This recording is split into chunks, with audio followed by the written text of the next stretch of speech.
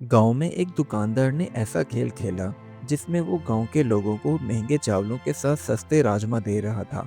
गांव वाले भी हैरान थे कि आजकल के दौर में सस्ते राजमा कैसे मिल सकते हैं, मगर फिर भी उन्हें फायदे का सौदा लगा तो इसलिए वो खरीदने लगे।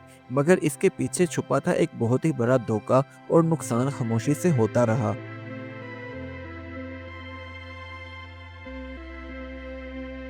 ये गांव था अमनपुर, जहाँ के लोग मेहनती थे और एक दूसरे पर यकीन रखते थे, क्योंकि कोई भी एक दूसरे को धोखा नहीं देता था। बस इसी बिना पर उन्होंने गांव का नाम अमनपुर रखा था।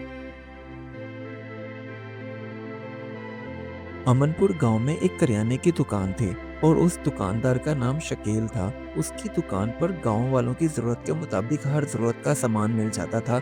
बस इसी वजह से गांव के सभी लोग अपने घरों का ज़्यादातर सामान उसकी दुकान से खरीदते थे। एक दिन शकील के चचा दूर दराज गांव से आए और उन्होंने शकील को सस्ते दामों राजमा की कई बोरियां दी, जिन्हें देखकर शकील खुश हो गया।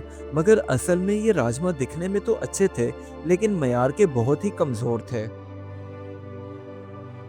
अब शकील को जो कि सिर्फ अपना फ़ायदा नज़र आ रहा था, इसलिए उसने एक स्कीम बनाई जिसमें सस्ते राजमा की कीमत उसने चावलों में शामिल की और सोचने लगा कि अब मैं गांव वालों को कहूँगा कि मेरे पास चावलों की क्वालिटी बहुत ही अच्छी है और जो ये चावल खरीदेगा उसके साथ मैं राजमा मुफ्त में दूंगा।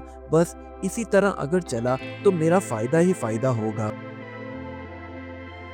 अगले दिन शकील जब अपनी दुकान पर गया तो हाथ में एक स्पीकर पकड़कर गांव में ऐलान करने लगा, गांव वालों, सुनो सुनो, मेरे पास बहुत ही अच्छी क्वालिटी के चावल आए हैं। उनके दाम थोड़े महंगे हैं, लेकिन उसके साथ मैं ये कर रहा हूँ कि अगर आप वो चावल खरीदोगे तो मैं साथ में आपको राजमा मुफ्त में दूंगा। तो जल्दी जल्दी आओ और फ़ायदा उठा लो।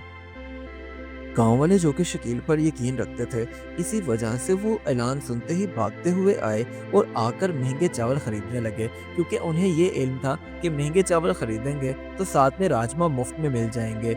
मगर असल कहानी वो बिल्कुल भी नहीं जानते थे। अब जब गांव के मुख्तलिफ घरों की औरतें राजमा को साफ कर रही थीं, तो उन्हें भी दाने बहुत अजीब से लगे, लेकिन वो खामोश रहीं और किसी ने किसी से कोई बात ना की, बस अपना खाने पकाने की तैयारी में लग गईं। उसी गांव का एक नौजवान अहमद, उसने भी राजमा और चावल खरीदे थे। मगर जब उसने घर जाकर देखा तो उसे राजमा में कुछ अजीब सा लगा और वो गौर करने लगा। तब जाकर उसे यकीन हो गया कि ये राजमा अच्छी क्वालिटी के नहीं बल्कि घटिया क्वालिटी के हैं। अब गांव के मुख्तलिफ घरों में खाना पककर तैयार हो चुका था। राजमा के साथ चावलों का नाम सुनते ही लोगों के मुंह में पानी आ गया और जब वो खाना खाने लगे तो उनका मुंह का जायका ही खराब हो गया, क्योंकि राजमा की क्वालिटी बिल्कुल भी अच्छी नहीं थी। और तो और कुछ लोगों के पेट भी खराब हो गए। असर की नमाज के बाद जब गांव के बड़े बुजुर्ग दरख्त के नीचे जाकर बैठे और बातें करने लगे, तभी उनमें से एक ने बताया कि यार, आज शकील की दुकान से राजमा और चावल खरीदे थे। जब घर में बने तो उनका जायका ही बहुत ख़राब था। तो वहीं बैठे हुए दूसरे बुजुर्गों ने कहा, हाँ, किसी ने के तो पेट भी खराब हो गए थे।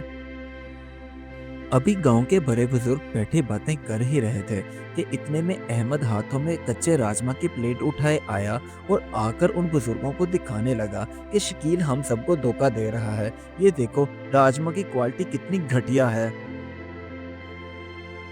अहमद की बातों पर किसी ने यकीन किया तो किसी ने बिल्कुल भी ना किया।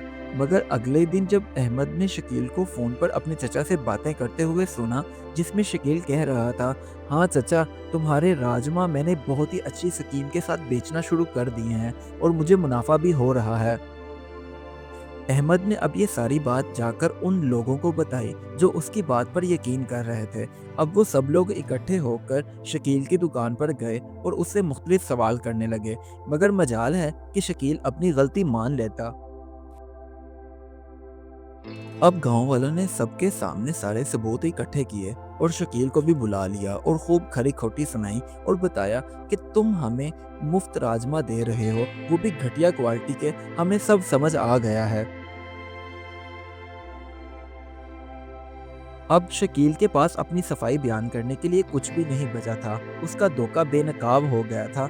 आंखें उसने झुका ली, जबान लड़खड़ाने लगी और हाथ जोड़कर गांव वालों से माफी मांगते हुए कहने लगा, मैं मानता हूँ मेरी ही गलती है, मैंने आप सबको धोखा दिया। अब गांव वालों ने शकील के लिए एक फैसला किया। उन्होंने शकील से कहा, तुम्हारी सजा ये है कि तुम्हारी दुकान अब पूरा 1 महीना बंद रहेगी और अगर तुमने इस महीने में दुकान खोलने की कोशिश की तो हम तुम्हें गांव से बाहर निकाल देंगे। उस दिन के बाद गांव वाले जब भी कोई चीज खरीदने के लिए जाते तो उसकी जांच पड़ताल करने के बाद ही खरीदते। अब वो एक दूसरे पर यकीन तो करते थे, मगर अंधा यकीन करना उन्होंने छोड़ दिया था। अमनपुर गांव वालों को अब ये सबक मिल गया था कि सस्ता धोखा महंगा नुकसान बन जाता है और लालच आखिरकार अपना असल चेहरा दिखा ही देता है।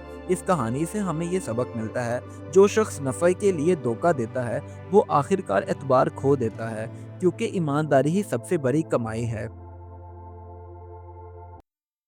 Do like my videos and don't forget to subscribe my YouTube channel. Also press the bell icon.